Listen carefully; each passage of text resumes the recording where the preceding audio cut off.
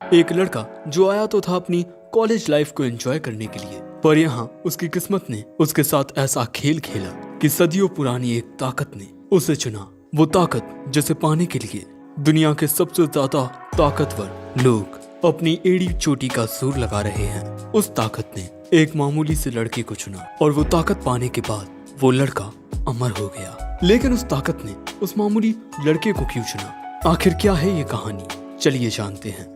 ये बात है सदियों पुरानी, जब बुरी ताकतों से मिलकर एक ऐसी ताकत का जन्म हुआ जिसे ताई सुई नाम दिया गया। और अपने जन्म के बाद उस बुरी ताकत ने चारों ओर कयामत मचाना शुरू कर दिया। लेकिन फिर एक दिन उसका सामना करने के लिए एक शख्स आया। उनके बीच एक घमासान युद्ध हुआ और उसके बाद ताई सुई कहीं गायब हो गया। लेकिन कहा जाता है कि वो एक दिन इंसानी दुनिया में वापस जरूर लौटेगा। और इसके बाद हम हमारे मेन कैरेक्टर को देखते हैं, जो कि अपने गांव से पढ़ने के लिए आ गया था शहर की एक जानी मानी यूनिवर्सिटी में। और हमारे हीरो का नाम है गाओइंग। लेकिन अब यहाँ जो वॉचमैन होता है वो गाओइंग को बताता है कि रजिस्ट्रेशन की डेट कल है। वो एक दिन जल्दी आ गया है। ये जान गाओइंग कहता है, क्या मैं आज ही हॉस्टल में जाकर रह सकता हूँ प्लीज? पर वो बंदा कहता है, नहीं, तुम्हें कल ही आना होगा और एक रात गुजारने के लिए तुम उस एरिया में जाकर अपने लिए कोई होटल देख सकते हो। अब एक नई शुरुआत की उम्मीद लेकर गाओइंग इस एरिया में आता है।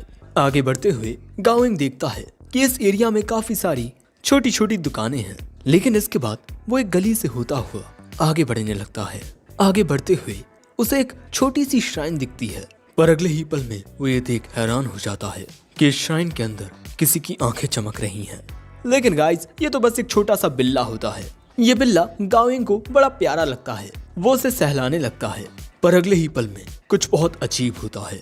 वो बिल्ला यहाँ से गायब हो जाता है और गाओइंग को अपने सामने नजर आता है एक होटल। गाओइंग सोचता है कि ऐसी छोटी सी गली में एक होटल। पर अगले ही पल में गाओइंग को अपने सामने एक खतरनाक शख्स आता हुआ नजर आता है। गाओइंग यहाँ घबराने लगता है, पर असल में तो ये एक ताऊ होते हैं जो अपने अजीबोगरीब कार्ड्स को उड़ाते हुए गाओइंग का स्वागत कर रहे थे। और फिर वो उसका बैग अंदर लेकर जाने लगते हैं। तुम भी आ जाओ बच्चे। पर जैसे ही गाओइंग इस होटल के अंदर एक कदम रखता है, कुछ बहुत ही अजीब होता है। पर ऐसा सिर्फ पल भर के लिए हुआ था, सो इस पर ध्यान ना देते हुए गाओइंग ताऊ का पीछा करने लगता है। ताऊ बहुत तेजी से ऊपर की ओर भागते हुए गाओइंग को अपने पीछे भगाते हुए उसे एक कमरे में ले आते हैं। आज से यह है तुम्हारा कमरा। पर वो कहता है, मैं यहाँ नहीं रहना चाहता।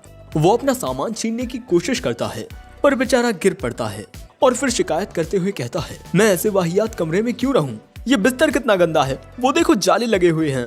और इसके बाद वो अपना बैग लेकर यहाँ से जाने लगता है। पर तभी ताऊ कहती है, बच्चे, तुम यूनिवर्सिटी में पढ़ने के लिए नए आए हो, है ना? वैसे सच कहूँ तो तुम्हारी पर्सनैलिटी गजब की है, साथ ही तुम्हारा ड्रेसिंग सेंस भी। तुम काफी हैंडसम भी हो। तुम जरूर से एक आर्ट स्टूडेंट होगे। गाओइंग कहता है, अरे आपको तो पहली नजर में ही मेरे बारे में सब पता चल गया। ताऊ आगे कहते हैं, तुम एक आर्ट स्टूडेंट हो और जरा इस कमरे से बाहर की खूबसूरती का नजारा तो देखो। गाओइंग इस खूबसूरती में यहाँ खो सा जाता है। ताऊ कहते हैं, अगर तुम यहाँ रहना चाहते हो तो मैं तुम्हें 10% का डिस्काउंट दे सकता हूँ। वो कहता है, अरे एक मिनट, जरा डिसाइड तो कर लेने दो। पर एक मिनट, ये तस्वीर किसकी है और इसके चेहरे को इस तरह कुरेदा किसने है? ताऊ कहते हैं, मैं ज्यादा कुछ तो नहीं जानता, पर मेरे पिता ने मुझसे कहा था कि इस तस्वीर को मैं कभी भी यहाँ से ना हटाऊं। लेकिन जैसे ही गाओइंग यहाँ से जाने लगता है, ताऊ इस तस्वीर को हटा देते हैं। लेकिन फिर इन्हें सामने एक अजीब सा होल नजर आता है। और इसके बाद जब ये दोनों उसमें देखते हैं, तब भाई लोग दूसरी ओर तो एक मोहतरमा स्नान कर रही थी। और यही देख गाओइंग कहता है, अरे बुढ़े, देखना बंद कर। पर ताऊ कहते हैं, आखिर ये कैसे मुमकिन है, क्योंकि ये लड़की तो 5वें फ्लोर पर रहती है और हम इस वक्त 4थे फ्लोर पर हैं, तो हमें 5th फ्लोर यहाँ से कैसे नजर आ रहा है? और तभी ताऊ मांजरे को समझने के लिए उस होल में अपना हाथ डाल देते हैं और फिर उनके हाथ में आता है उस लड़की का अंडरगारमेंट। गाओइंग कहता है, बुड्ढे, ये तो उस लड़की का वो। लेकिन ताऊ दिल का बहुत अच्छा होने के कारण उस कन्या का ये कपड़ा उन्हें लौटाने जाने लगता है। पर जैसे ही वो थोड़ा आगे बढ़ता है, वहाँ वैसे ही एक अजीब से होल में से एक हाथ निकलकर उस कपड़े को ले जाता है। ताऊ कहता है, आखिर ये सब क्या हो रहा है? और तभी वो मोहतरमा भी बाहर निकल आती हैं और पूछती हैं, तुम दोनों मेरे कमरे के बाहर क्या कर रहे हो? दोस्तों गाओ इंग भी ताऊ के पीछे यहाँ आ चुका था। ताऊ अपनी बुद्धि लगाता है, देख बच्चे, मैंने कहा था ना 5th फ्लोर पर ऑलरेडी कोई रहता है, पर तूने मेरी बात नहीं मानी तो अब अपनी आंखों से देख लिया। पर मोहतरमा की सुंदरता के सामने गाओ इंग टिक नहीं पा रहा था। वो यहाँ से ताऊ के साथ चला जाता है। पर इसके बाद मोहतरमा यहाँ एक बहुत अजीब सा लुक देती हैं।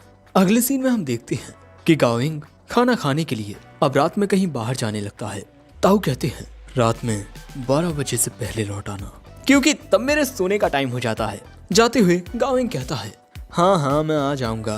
पर इसके बाद हम ताऊ के चेहरे पर एक सीरियस लुक देखते हैं। अब इसके बाद गाओ इंग उस जगह पर आता है जिसे भोजन का खजाना कहा जाता है। यहाँ चारों ओर विभिन्न प्रकार की भोजन की दुकानें हैं और यहाँ गाओ इंग अलग अलग भोजन का आनंद लेता है और अब पेट भर खाना खाने के बाद वो वापस लौटने लगता है। लेकिन अब तक रात के 12 बज चुके थे। अगले ही पल में गाओ इंग देखता है उसके आसपास बहुत ही अजीब से कीड़े आ रहे हैं। लेकिन तभी वो कीड़े एक हरी रोशनी को देखकर यहाँ से भाग जाते हैं और फिर जो गाओ इंग अपने सामने देखता है वो एक अजीब सा शख्स था जिसका चेहरा नजर नहीं आ रहा था। पर अगले ही पल में उसे किसी का कॉल आता है, सब कुछ नॉर्मल हो जाता है और फिर ताऊ उसके बगल से ही होटल का ये गेट खोलते हैं और कहते हैं कि जल्दी अंदर आओ। पर गाओ इंग अपनी आंखें मलते हुए देखता है कि अब उसके सामने कोई शख्स नहीं है और जैसे ही उसे लगता है कि ये उसका वहम था, उसके पीछे कुछ आकर गिरता है। वो देखता है कि ये तो कोई इंसान है। ये इंसान अजीब तरीके से आगे बढ़ने लगता है। गाओ इंग को लगता है कि ये तो कोई ज़ॉम्बी है, पर तभी वो बंदा फिसल कर गिर जाता है। लेकिन वो फिर से खड़ा होकर आगे बढ़ने लगता है। लेकिन जब वो गिरा था तब गाओ इंग ने ये अच्छे से देख लिया था कि वो एक इंसान है। इसीलिए अब गाओ इंग डिसाइड करता है कि वो उसका पीछा करेगा। अब उसका पीछा करते हुए गाओ इंग फोन में शूट भी कर रहा था। लेकिन इसी तरह वो जो शख्स था वो एक झील में आ जाता है। गाओ इंग उसे बचाने के लिए पानी में चला जाता है। लेकिन जैसे ही वो शख्स को पकड़ता है उसके आसपास कुछ अजीब होने लगता है। चांद भी लाल हो जाता है और अब गाओ इंग के आसपास बहुत ही अजीब काले साए आ चुके थे और तभी इस शख्स को भी होश आ जाता है। पर क्योंकि गाओ इंग इसका मुंह पकड़े हुए था, सांस ना ले पाने की वजह से ये बेहोश हो जाता है। पर तभी गाओ इंग को आसमान में उड़ता हुआ एक शख्स नजर आता है और जैसे ही वो शख्स से अपनी नजरें हटाता है उसके आसपास से वो बंदा और काले साए गायब हो चुके थे और अगले ही पल में कोई चीज गाओ इंग को पानी के अंदर खींच लेती है। गाओ इंग बचकर भागने की कोशिश करता है पर वो चीज उसे भागने नहीं देती और यहाँ का जो नजारा था वो बहुत खौफनाक था। वही पानी के अंदर गाओ इंग को एक अजीब से मॉन्स्टर ने पकड़ा हुआ था और यहाँ गाओ इंग डूब रहा था। पर अगले ही पल में कोई शख्स उसका हाथ पकड़ के उसे पानी से बाहर निकालता है और जमीन पर फेंक देता है और इसके बाद ये शख्स अपनी ताकतों का इस्तेमाल करके पानी में एक फॉर्मेशन क्रिएट करता है जिससे वो मॉन्स्टर पानी से बाहर निकल आता है और उसके पानी से बाहर आते ही वो अजीब से कीड़े जो गाओ इंग को पहले दिखाई दिए थे वो भी यहाँ आने लगते हैं और वो इस शख्स को चारों ओर से घेर लेते हैं और उसके बाद ये उस शख्स को इस तरह से जकड़ लेते हैं। पर तभी वो शख्स एक खतरनाक हमला करता है। दूसरी ओर गाओ इंग देखता है उसके पैर में एक अजीब सी चोट आई है। दूसरी ओर हम उसी शख्स को देखते हैं, धमाके की वजह से उसके कपड़े फट चुके थे।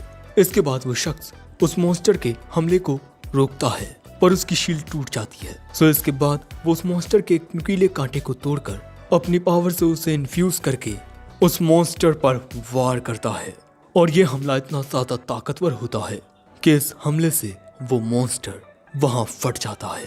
पर ये देखने के बाद गाओ इंग भी यहाँ बेहोश होने लगता है और आखिर में उसे अपनी आंखों के सामने वही शख्स नजर आता है। जिसके बाद हमें एक और खौफनाक जगह दिखाई जाती है और यहाँ हम अजीब से क्रिएचर्स के बीच एक शख्स को देखते हैं जो कह रहा था कि ताई सुई जिसका इंतजार 300 सालों से कर रहा था आखिरकार वो आ चुका है। और दोस्तों हम देखते हैं कि ये जगह वाकई नर्क जैसी लग रही थी। अब अगले सीन में गाओ इंग की आंख खुलती है उन सारी भयानक चीजों का ख्वाब देखते हुए जो उसके साथ हुई थी। पर जागने के बाद वो देखता है कि उसका पैर सही सलामत है। इसके बाद वो अपना फोन भी चेक करता है क्योंकि उसने कल रात कुछ रिकॉर्डिंग्स की थी पर वो रिकॉर्डिंग्स भी उसके फोन में नहीं होती। इसीलिए अब गाओ इंग को लगता है कि कल रात जो कुछ भी हुआ वो बस एक सपना था। अब इसके बाद हम देखते हैं कि गाओ इंग यूनिवर्सिटी में रजिस्टर करने के लिए तैयार होने लगता है। पर तभी उसकी नजर न्यूज पर जाती है जहां बताया जा रहा था कि पास ही में मौजूद लेक पूरी तरह से सूख चुकी है, वो भी सिर्फ एक रात में। और इसी बारे में वहाँ पर एक प्रोफेसर अपनी रिसर्च भी कर रहा है कि आखिर ये सूखी तो सूखी कैसे। लेकिन इसके बाद गाविंग इस पर ध्यान ना देते हुए यूनिवर्सिटी में रजिस्टर करने के लिए निकल पड़ता है। और अब वहाँ पहुंचकर वो जैसे ही एक नई शुरुआत करने वाला था, उसे जानने को मिलता है कि हॉस्टल पूरी तरह से भर चुका है। गाविंग गुस्से में पूछता है, अब मैं कहाँ रहूंगा? तब वो वॉचमैन उसे इसी होटल में लेकर आता है। गाविंग गुस्से में कहता है, ये जरूर से तुम दोनों की मिली भगत है। पर तभी वहाँ मोहतरमा आती हैं और इनका नाम है हुआ बुई, शॉर्ट में हुआई। और वो गाविंग को बताती हैं कि यूनिवर्सिटी के हॉस्टल फुल हो जाने के बाद बचे हुए स्टूडेंट्स इसी होटल में रुकते हैं। और हाँ दोस्तों, ये मोहतरमा गाविंग की सीनियर हैं। लेकिन तभी ताऊ गाविंग का सामान अंदर ले जाने लगते हैं, जिस वजह से इनके बीच बहस छिड़ जाती है। लेकिन तभी अचानक इनके सामने एक बंदा आ जाता है और इसका नाम है ली हुआ। इसे देख गाविंग को याद आता है कि ये तो वही आदमी है। सो अब गाविंग उससे बात करने के लिए जाता है। लेकिन जैसे ही वो होटल की दहलीज पर अपना कदम रखता है, फिर से कुछ अजीब होता है। वो अपने नीचे एक अलग ही फॉर्मेशन देखता है, पर अगले ही पल में वो फिर से अपने होश में आता है। ताऊ पूछते हैं, अबे क्या हो गया था? अचानक से पुतला क्यों बन गया था? पर अब गाविंग यहाँ अपने सपने के बारे में बोलता है। तुम्हें याद है जब कल तुम पानी में डूब रहे थे तब मैंने तुम्हें पकड़ा था? वो कहता है, हाँ मुझे याद है, किसी ने तो मेरा मुंह पकड़ा था। पर तभी ताऊ बीच में आकर कहते हैं, बहस करना बंद करो और चलो अपना अपना काम करो। सो अब ली हुआ के जाने के बाद ताऊ गाविंग से उसकी आईडी मांगते हैं ताकि वो उसका नाम यहाँ रजिस्टर कर सकें। अब इसके बाद गाविंग की बर्थ डेट देखकर ताऊ कुछ हिसाब लगाते हैं और कहते हैं, अच्छा तो इस बिल्डिंग ने तुम्हें चुना है। 300 सालों के लंबे इंतजार के बाद आखिरकार इंतजार खत्म हुआ। वहीं इनके होटल के बाहर हम एक बिजनेसमैन को देखते हैं जो ताऊ से उनका रेस्टोरेंट खरीदना चाहता है, पर ताऊ हर बार इसे मना कर देते हैं। इसीलिए इस बार ये बिजनेसमैन एक प्लान बनाकर आया है कि अगर होटल में कोई रहेगा ही नहीं तब तो उस बुड्ढे को ये होटल बेचना ही पड़ेगा। और इसके बाद यहाँ ये एक आदमी आता है और देखकर लगता है कि इसमें भी सुपर नेचुरल पावर्स हैं। अब इसके बाद हम गाविंग को देखते हैं जो कि काफी ज्यादा परेशान था। उसे समझ में नहीं आ रहा था कि वो क्या करे, क्योंकि अब उसे इस होटल में रहना पड़ रहा है। लेकिन हाँ, वो एक बात से खुश था कि यहाँ उसकी क्यूट सी सीनियर हैं। लेकिन इसके बाद गाविंग की नजर उसके कमरे में मौजूद होल पर जाती है और जैसे ही वो उस होल की ओर अपना हाथ बढ़ाता है, अगले ही पल में वो एक अजीब सी जगह पर पहुंच जाता है। इससे पहले कि उसे कुछ समझ आ पाता, वो अपने सामने एक अजीब सी एंटिटी को देखता है और वहीं उसे एक शख्स नजर आता है जो वहाँ कुछ लिख रहा था। पर तभी वो शख्स कहता है, यहाँ से चले जाओ। और अब जब गाविंग की आंख खुलती है, वो देखता है कि रात हो चुकी है, यानी कि वो दिन भर से सो रहा था। उसे लगता है कि वो एक सपना था, पर तभी वो देखता है कि उसके कमरे में कोई है और अगले ही पल में उसमें एक किक आकर लगती है।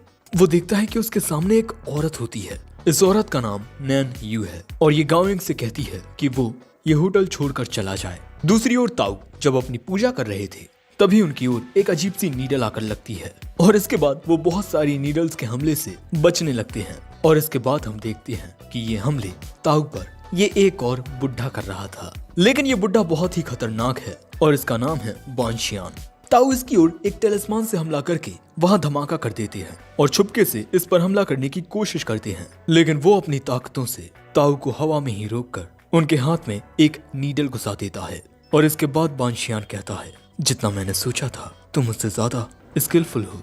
पर ताऊ कहते हैं, वाह, तुम जैसा एक एक्सपर्ट मेरी तारीफ कर रहा है, मतलब कुछ तो बात है मुझ में। पर बांशियान कहता है, मुंह चलाना बंद करो, तुम जानते हो मैं यहाँ क्यों आया हूँ। पर ताऊ कहते हैं, तुम जो पाने आए हो तुम उसे नहीं पा पाओगे। दूसरी ओर ये एंथनी नाम का बंदा ली हुआ के कमरे में आ जाता है, लेकिन कमरे में इसे कोई नहीं मिलता क्योंकि ली हुआ वहीं छुपा हुआ था। और जैसे ही एंथनी का ध्यान भटकता है, ली हुआ उसमें एक मुक्का दे मारता है। दूसरी ओर गाविंग इन मोहतरमा के हाथों कुट रहा था। सो अब वो कहता है, ठीक है मैं जा रहा हूँ, मैं यहाँ वैसे भी नहीं रुकने वाला था। और फिर गाविंग अपना सूटकेस लेकर पीछे से नैन यू पर अटैक कर देता है। लेकिन हम देखते हैं कि गाविंग के इस हमले के बावजूद भी नैन यू को कुछ नहीं होता, बल्कि वो और गुस्से में आ जाती है। सो अब गाविंग यहाँ से भागने लगता है। पीछे से आकर नैन यू गाविंग में एक किक मारती है, जिससे वो सीधा आकर गिरता है हुआई के कमरे में। और इन्हें देख हुआई पूछती है, तुम दोनों कर क्या रहे हो? लेकिन हुआई को देख नैन यू उस पर हमला कर देती है। पर अगले ही पल में हम नैन यू को दूर गिरा हुआ देखते हैं। गाविंग जाकर पूछता है कि सीनियर आपको कुंफू आता है? पर तभी नैन्यू खड़ी होकर कहती है, तुम्हारे अंदर तो लड़ने की काबिलियत है, अब मजा आएगा। और इसके बाद इन दोनों मोहतरमाओं के बीच फाइट होने लगती है और यहाँ पर गाओ इंग इनकी फाइटिंग स्टाइल को समझ ही नहीं पा रहा था। पर हम देखते हैं कि इस लड़ाई में जो सीनियर होती हैं वो नैन्यू पर भारी पड़ रही थीं। पर दूसरी ओर बानशियान ताऊ को टॉर्चर कर रहा था। वो उनके दोनों हाथों में नीडल घुसा देता है और इसके बाद ऐसी ही खून भरी नीडल से वो वहाँ कुछ लिखकर वो यहाँ से जाते हुए कहता है, वो तुम्हें बचाने नहीं आया, शायद से वो कमजोर पड़ गया है। लेकिन जाने से पहले बानशियान ताऊ की इन अंगूठियों को अपने पास रख लेता है। दूसरी ओर हम देखते हैं कि सीनियर से लड़ते हुए नैन्यू उन पर हमला करने जाती है, पर सीनियर एक गहरी सांस लेकर नैन्यू में जोरदार मुक्का मारती हैं और फिर वो उसे बहुत ही बुरे तरीके से धोने लगती हैं। और इसके बाद वो स्टाइल में अपना ये कोट टाइप क्या होता है ये पहनती हैं। यहाँ गाओ इंग उनकी बहुत तारीफ करता है, पर सीनियर उससे पूछती है कि तुम हो कौन। दूसरी ओर हम एंथनी को ली हुआ से बचकर भागते हुए देखते हैं। तभी एंथनी अपने सामने मौजूद बानशियान से मदद मांगता है, पर बानशियान उसे वहाँ मार देता है, उसके सिर में अपनी नीडल घुसाकर। और ये खून देख ली हुआ भी यहाँ पे होश हो जाता है। और इसके बाद बानशियान अपनी दिव्य नजरों से गाओ इंग को देख लेता है, क्योंकि उसमें से ताइसुई का ऑरा निकल रहा था। और इसके बाद हम देखते हैं कि कमरे में मौजूद सीनियर में एक नीडल आकर लगती है, वो वहीं गिर पड़ती है। और यही देख गाओ इंग घबराने लगता है। वहीं गाओ इंग को देख बानशियान हंसने लगता है। सो अब गाओ इंग बानशियान से बचकर भागने लगता है और भागते हुए वो टेरेस पर आ जाता है। पर यहाँ पर उसके पीछे बानशियान भी आ रहा था और वो गाओ इंग के ऊपर वहाँ पड़े हुए सामान को उठाकर पटक देता है। पर यहाँ गाओ इंग आसानी से इस भारी सामान को उठाकर दूर गिरा देता है और फिर उसकी चोटें भी ठीक हो जाती हैं। पर अगले ही पल में बानशियान उसकी गर्दन पकड़ के कहता है, ये कमाल ताइसुई की ताकत का है, लेकिन अब मैं तुमसे वो ताकत छीन लूंगा, जिसके बाद मैं सदा सदा के लिए अमर हो जाऊंगा। और बानशियान के ऐसा करने की वजह से धीरे धीरे गाओ इंग कमजोर पड़ने लगता है। पर अगले ही पल में कुछ होता है और बानशियान गाओ इंग को छोड़ देता है और तभी बानशियान को कोई काफी दूर फेंक देता है।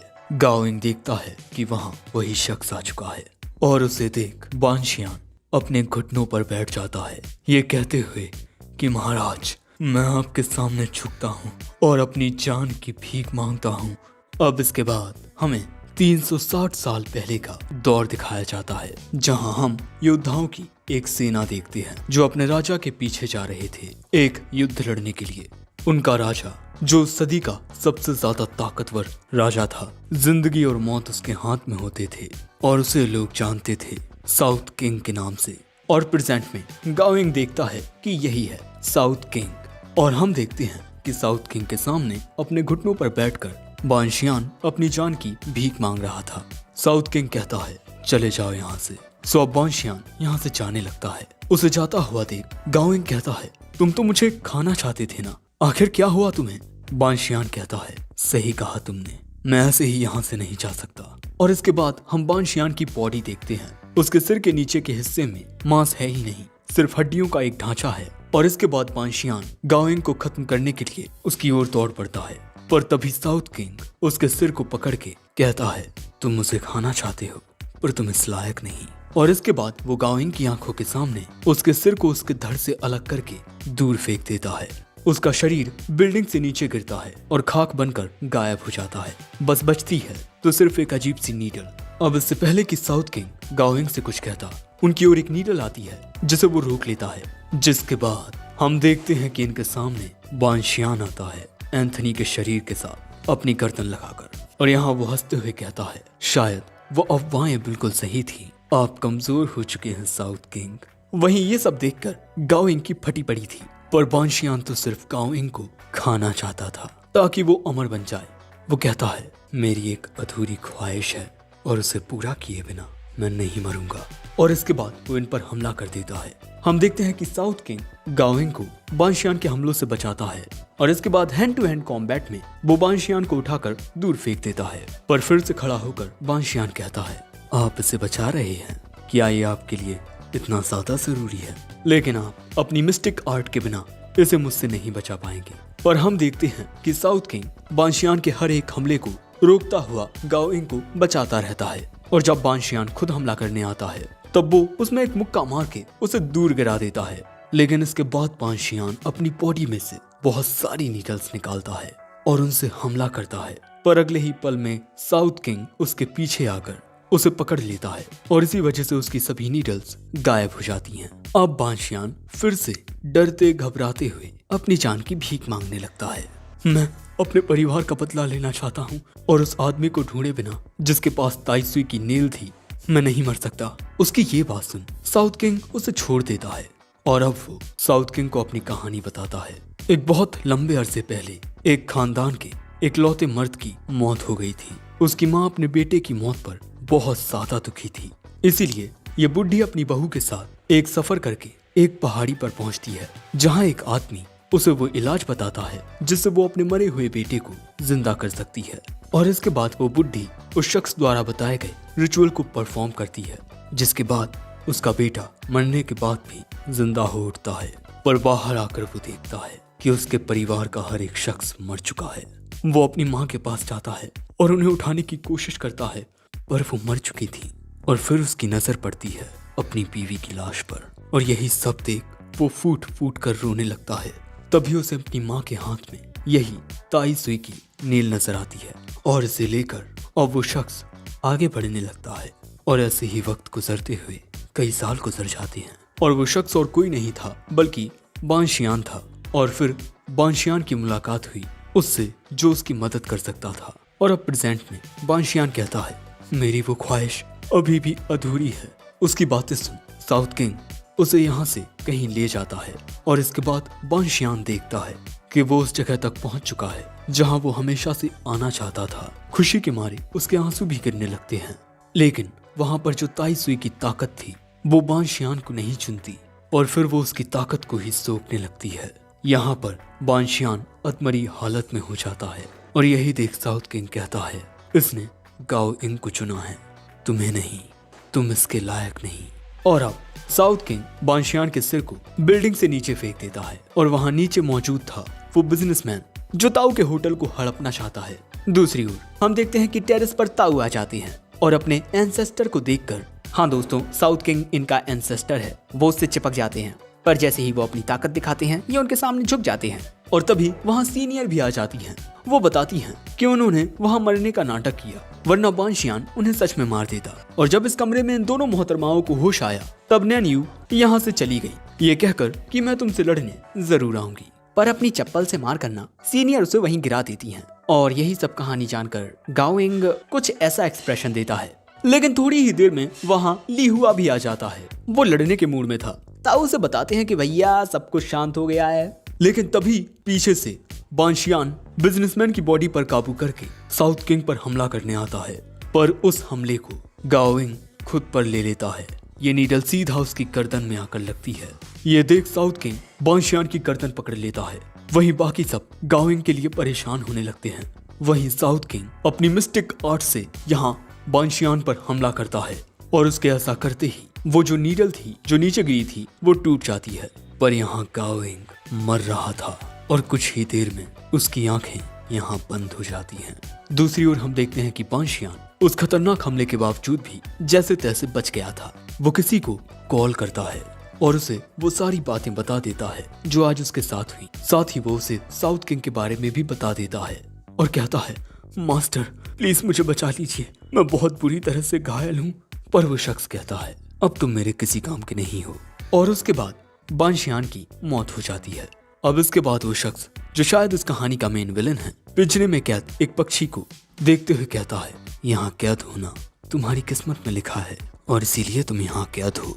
अपनी किस्मत से बचकर कोई नहीं भाग सकता और अब वक्त आ गया है कि मैं अपनी चालें चलूं। दूसरी ओर हम गाओ इंग को देखते हैं जिसे एक अजीब सी जगह पर होश आता है और इस जगह पर उसे साउथ किंग लेकर आया था।